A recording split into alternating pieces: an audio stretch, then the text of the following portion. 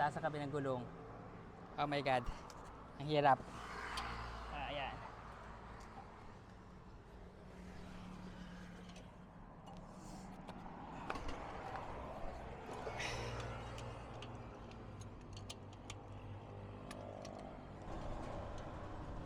Mahinang klase itong nabili namin gulong eh. So yun. Subukan natin. Dito nga pala kami sa bandang kawit, nasiraan. Pag atras ko, yun. Tama.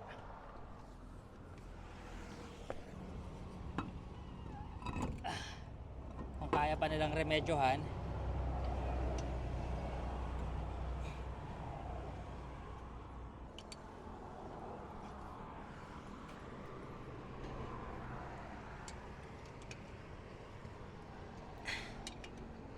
Sama kita kuya sa video ko ah.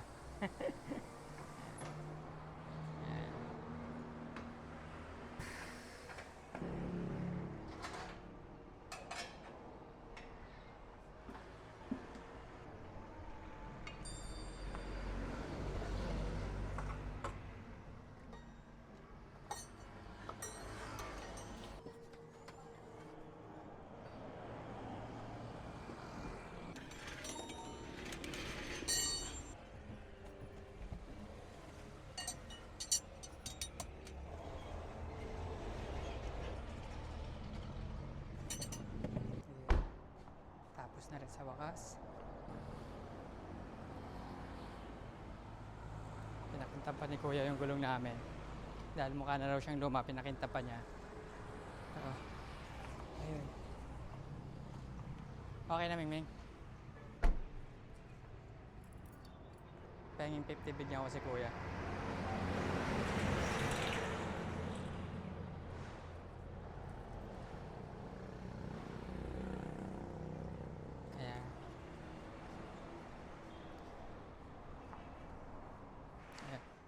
Iwan na lang namin to kuya. Iwan na lang namin to. Tip mo. Sige. Okay. So, yun.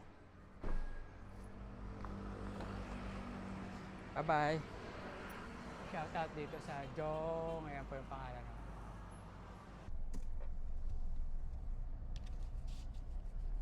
Malapit na nga pala tayo rito sa Baclaran.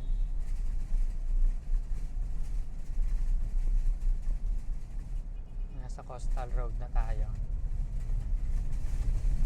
Pag bibili ka rito, ito yung pinaka main entrance nila. Bibili ka muna ng card. At may card ka. Ang bibili ka dun sa customer service ng card. Kasi kailangan mo ng card. Ayan. Ayan si Mingming. Maglalagay ng basket. Dito lang yan. Dito ang bilihan ng card. Dapat may card ka. Ayan. Asyan, CR muna tayo. Since naiihi ako, kaya ako muna mag-CR. Mabilis lang naman yung way dahil marami ng mga bagong daan dito. Hindi na kami naabot ng 1 oras. Nagtagal lang dahil nasiraan nga kami ng gulong. Kaya yun, buti na lang lagi may gamit. Dapat ready lagi.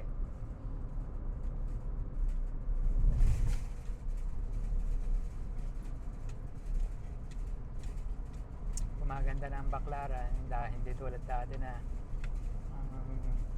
nag-a-apply pa ako rito maraming tao, makalat yan, sa mga paligid medyo maganda na siya, malinis na tingnan, marami ng building.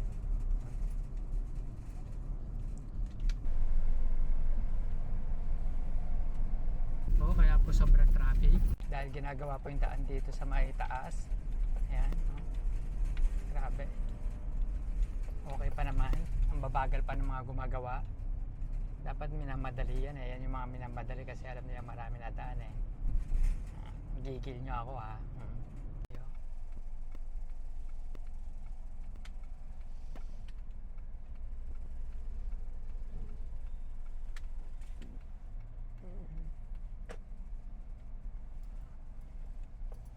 Kapag nakita nyo na yung Midas na to, yung Midas Casino na yan. Ayan. Yung mataas na building na yan. Yan. Sa lagpas lang yan, kakaliwa kayo. Bandang kaliwa lang yun.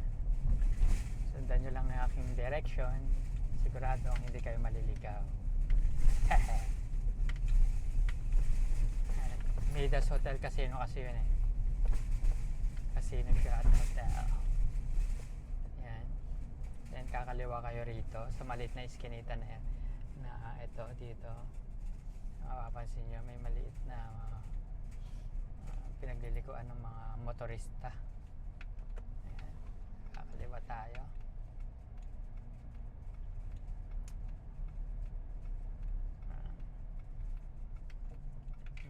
Yan. Susundan natin itong van na to. Yan. Kakaliwa lamang kayo rito.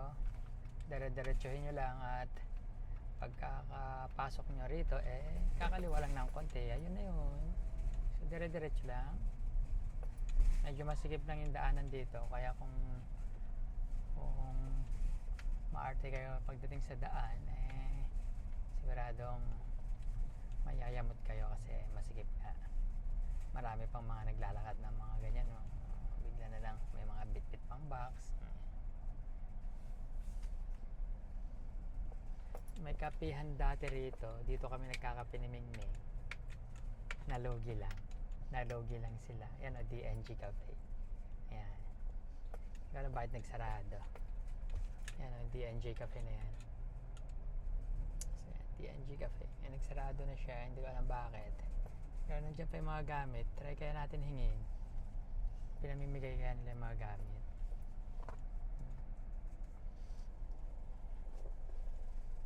Ngayon nga lang ngay. Yan, sa aking aming malungkot na naman, masakit daw ang ulo.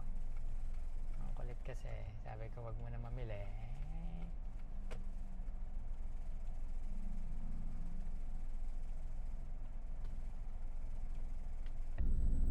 Yan na nga. Ayan na po yun, yung Restaurant Depot. Dito muna tayo sa labas ng kalye habang hinihintay natin makapasok ng mga to. Kita nyo lalaki ng mga sasakyan nila, marami kasi sila bibili yun sa akin tinanggal ko ang aking likod. Ayan o, yung likod may tarpaulin nga lang yan, ikakabit sana namin, pero yun nga, nabitin yung hita ng aking amingming, kaya hindi muna namin ikakabit. Oh my god, may natutulog pa dun, oh. Sana all in the Philippines may truck maganda talaga rito sa Pilipinas, kahit saan ka pwede matulog okay. Yan, mga siguro maghintay tayo rito 30 minutes mahigit. Yan, kasi dalawa yung nakapila yan, dalawa yung nakapila, yung isang Mitsubishi Estrada at saka itong Mitsubishi, ewan ko anong klase ng model nito, basta Mitsubishi pa rin siya. Tapos ito Kia, ang aming car, yun o, natutulog. Tingnan nyo, siguro yung natutulog. Natutulog o. Wala na yata siya ng pag-asa sa buhay kaya hanggang doon na lang yung pinangarap niya.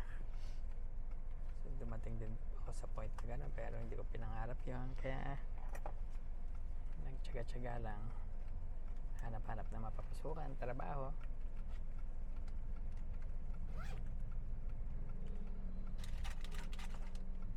Ito nga pala si aking aming kagigising lang.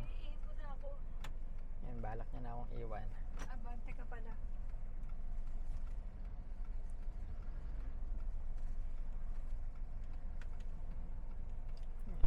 Naharangan ko yung daan.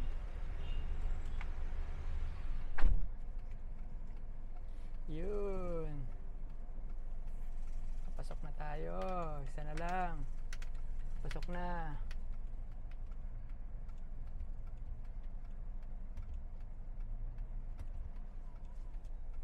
Pasok na tayo.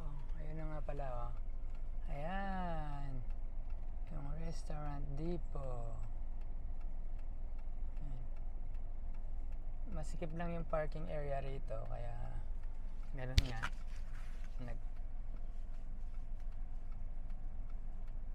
Kaya medyo hintay-hintay lang talaga.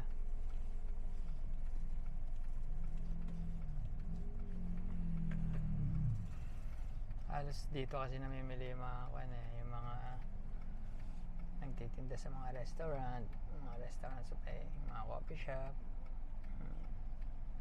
Kapag medyo malakas ka na, pwedeng maging isa ka sa mga distributor.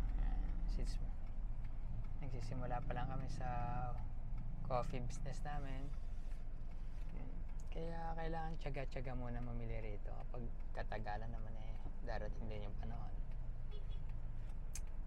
na kami na yung lalapitan ng mga distributor dyan. Maniwala kayo sa akin, sila na yung lalapit sa amin. So naniniwala akong malakas yung instinct ko na sila na yung lalapit sa amin. Kasi masarap naman yung kape na timpla ng aming ko. Pangalawa, talagang yung trailer namin sa Indang Mahabang Kahoy dinarayo. Kahit pumunta kayo doon, tikman nyo. Kapag hindi kayo nasarapan, ibabalik namin yung bayad nyo. Libre pa kayo ng coffee, diba? Ano lang yun, kailangan quality and good service yung bibigay nyo sa mga customer para balik-balikan kayo. Since marami na kaming suki, tinatangkilik nyo talaga. Yan.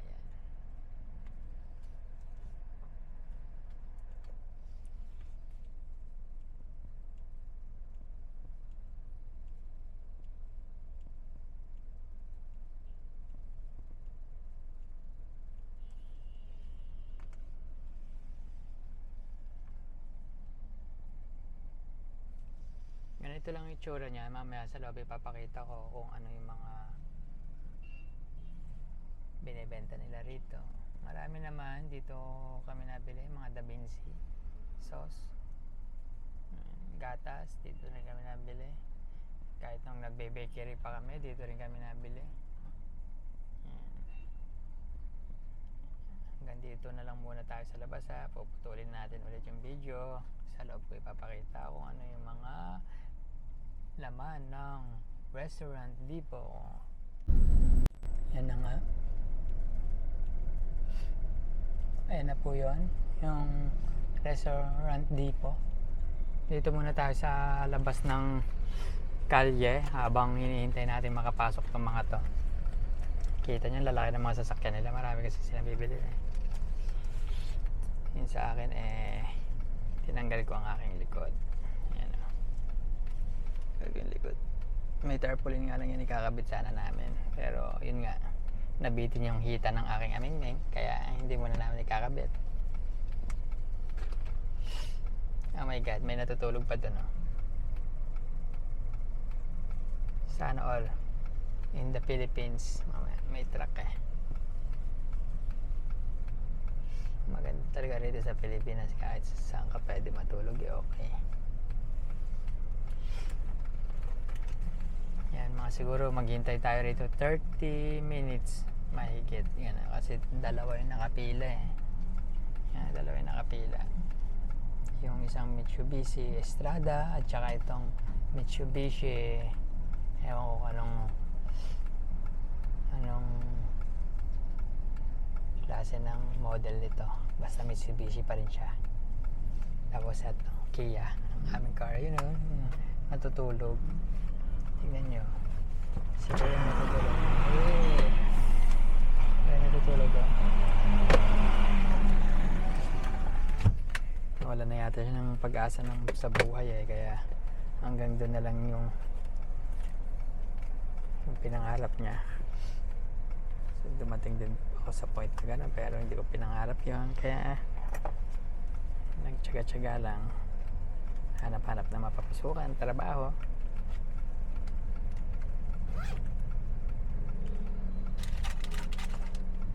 Ito nga pala si aking aming kagigising lang.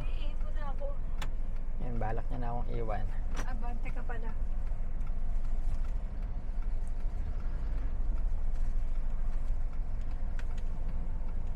Yan, naharangan ko yung daan.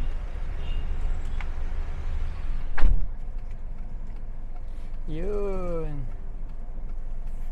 Papasok na tayo. Isa na lang. Pasok na.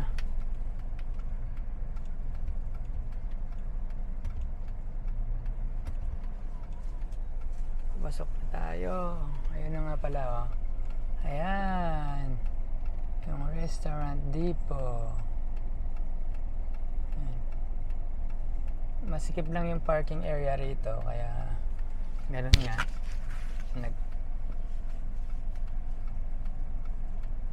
Kaya medyo hintay-hintay lang talaga.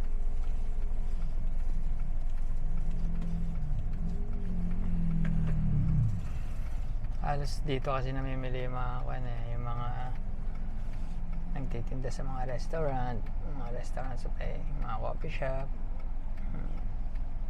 Kapag medyo malakas ka na, pwedeng maging isa ka sa mga distributor. Since nagsisimula pa lang kami sa coffee business namin, kaya kailangan tiyaga-tiyaga muna mamili rito. Kapag katagalan naman darating din yung panahon na kami na yung lalapitan ng mga distributor dyan. Maniwala kayo sa akin, sila na yung lalapit sa amin. So naniniwala akong malakas yung instinct ko na sila na yung lalapit sa amin. Kasi masarap naman yung kape na timpla ng mingming ko. Pangalawa, talagang yung trailer namin sa Indang Mahabang Kahoy dinarayo. Kahit pumunta kayo doon, tikman nyo. Kapag hindi kayo nasarapan, ibabalik namin yung bayad nyo. Libre pa kayo ng coffee, diba? Ano lang yun, kailangan quality and good service yung bibigay nyo sa mga customer para balik-balikan kayo. Since marami na kaming suki, tinatangkilik na talaga. Ayan.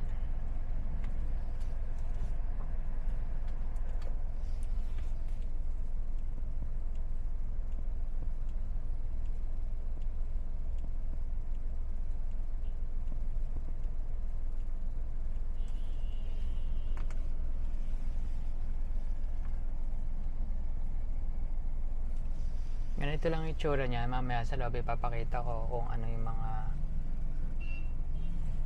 binibenta nila rito. Marami naman dito kami nabili, mga Da Vinci sauce, gatas, dito rin kami nabili. Kahit nung nagbe-bakery pa kami, dito rin kami nabili. Hanggang dito na lang muna tayo sa labas, ha. Puputulin natin ulit yung video. Sa loob ko ipapakita kung ano yung mga laman ng Restaurant Depot. Pag bibili ka rito, ito yung pinaka main entrance nila. Bibili ka muna ng card at may card ka. Yan, bibili ka dun sa customer service ng card kasi kailangan mo ng card. Ayan, ayan si Mingming maglalagay ng basket. Dito lang yan. Dito ang bilihan ng card, dapat may card ka. Ayan. Asyan, CCR muna tayo. Since naiihi ako, kaya ako muna mag-CR. Ayan, let's go na ulit. Oh, nawala na si Mingming, hindi niya na ako hinihintay. So ganito lang yung harap sa likod. Ayan lang. Ayan. Hanapin lang natin si Mingming. So ganito lang yan. Show yan. Ayan si Mingming.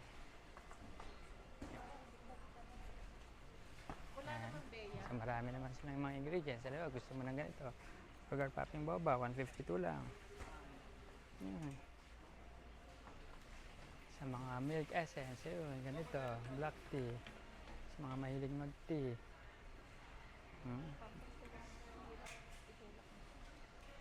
Yan lang, ganun lang. Mahirap ba? Yan, kaming nito. Makadalata rin sila rito.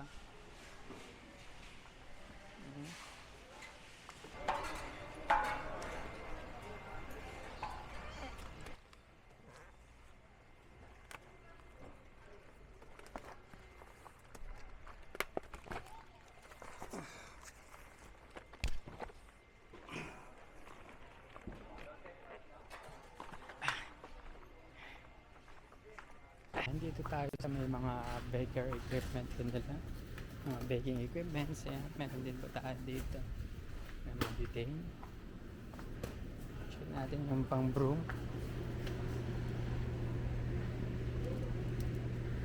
Masyado malaki.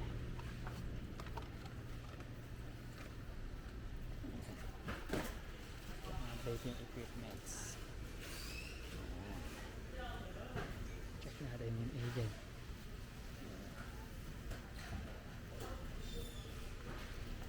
Hindi ko na makita ang aking amingming. Sana kaya nagpunta yan.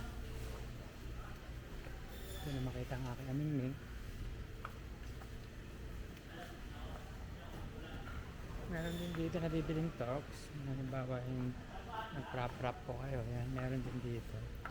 Ito, yung sa whipped cream. Yung bala niya.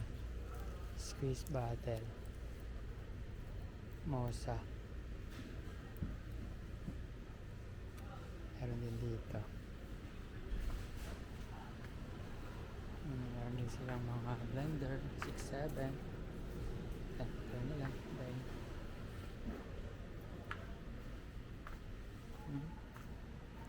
Ano pa? Marami rin dito. Meron na, no? Kitchenware.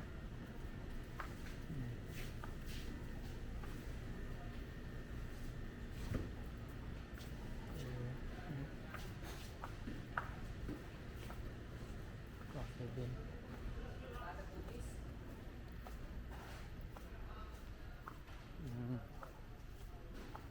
Ganyan lang yan. So, marami sila.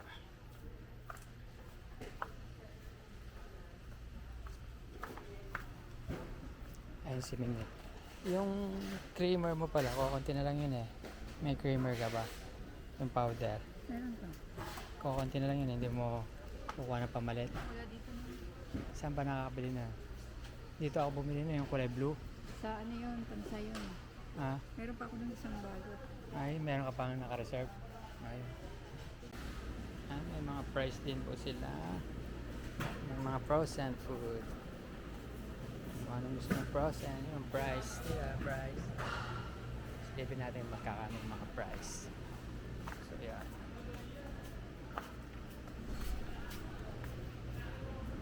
Meron din sila mga whipping cream. Whipped cook yan. Whipping cream. Arla whipping cream. Emborsed na cream. Silipin natin yung price nila rito magkano. So, ito yung Lutosa.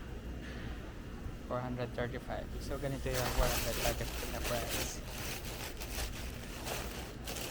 Ayan.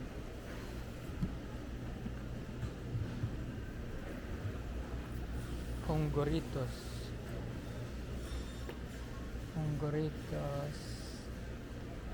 Kelcat 135.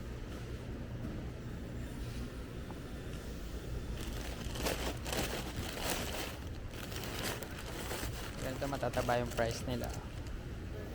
Ayan. May mga keso din sila. Keso. Malalaking keso nila. Lalaki.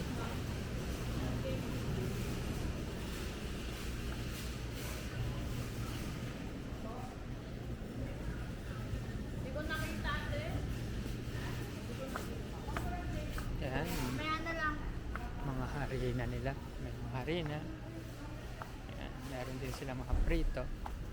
Pure vegetable cooking oil. Siyempre, hindi makawala yung mga tinapay nila dito. Yan. Yan. Proceed na tayo sa counter. Tayo natin at tayo magbabayad na. May binili pala kami rito, vegan, langgonisa.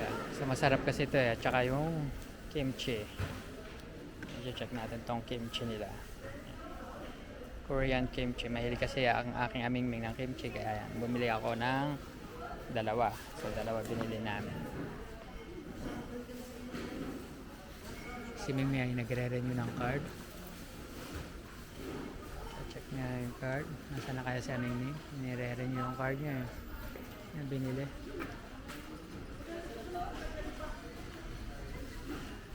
So, subukan natin lumipat rito. Marami kasi, lilipat tayo rito. Lilipat tayo rito.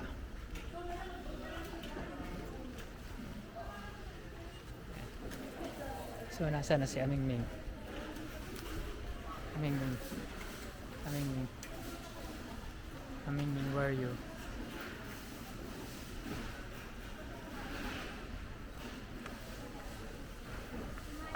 Ayun si Aming Ming. Ayun, nagbabayad si Aming Ming. Aming Ming. Ayun si Aming Ming.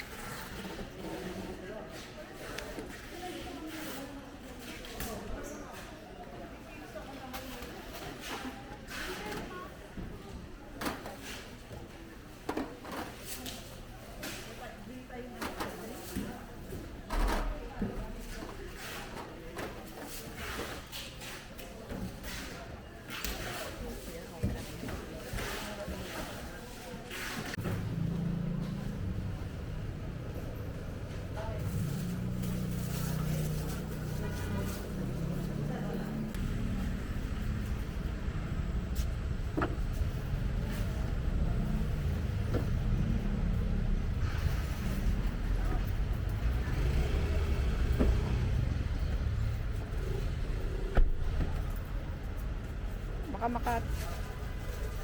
Okay, after. Ayusin lang po. Yan.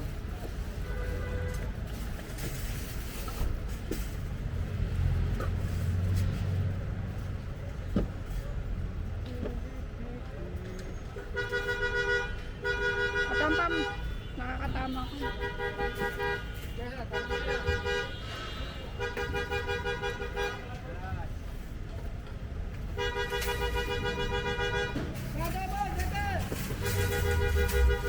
Brother!